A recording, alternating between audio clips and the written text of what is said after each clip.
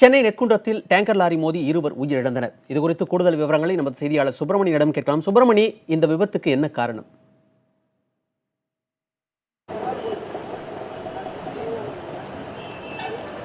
நெற்குன்றம் மதுரவாயல் சாலை அருகே விபத்து நிகழ்ந்திருக்கிறது.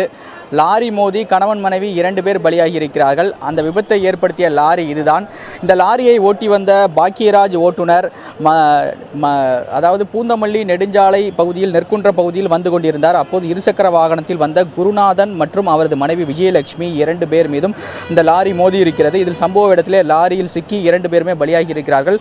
அவர்களது உடல் கீழ்ப்பாக்கம் அரசு மருத்துவமனையில் சிகிச்சைக்காக வைக்கப்பட்டிருக்கிறது. லாரியை ஓட்டிய பாக்கியராஜை கோயம்பேடு போக்குவரத்து புலனாய்வு பிரிவு போலீசார் தற்போது கைது செய்திருக்கிறார்கள். அவரிடம் விசாரணை நடத்தப்பட்டு வருகிறது.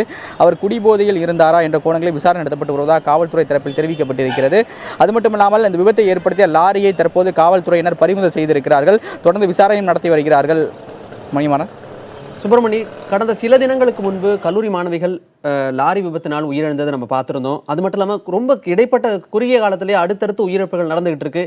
இதை தடுப்பதற்கு எந்த மாதிரியான நடவடிக்கைகள் மேற்கொள்ளப்பட்டிருக்கு?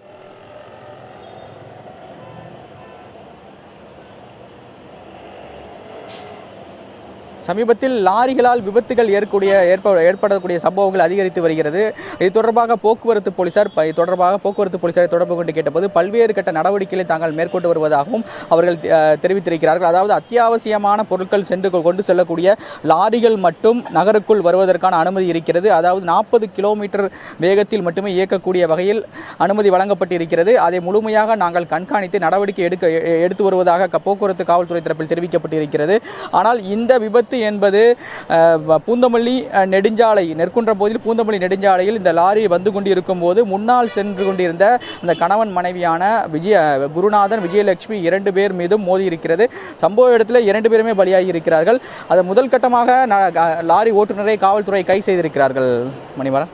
சுப்பிரமணி, இனிமே இது போன்ற உயிரிழப்புகள் ஏற்படாத வண்ணம் எது மாதிரியான உத்தரவுகள் காவல்துறையின் மூலமாக பிறப்பிக்கப்பட்டிருக்கு?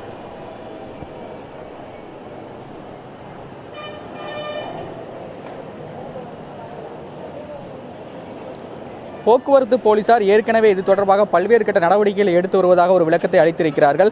கிட்டத்தட்ட ஆகஸ்ட் மாதம் வரை, அதாவது சென்னையில் ஆகஸ்ட் மாதம் வரை கிட்டத்தட்ட 110 பேர் பல்வேறு லாரிகளால் விபத்தில் இறந்திருப்பதாக புள்ளி விவரங்கள் தெரிவிக்கிறது.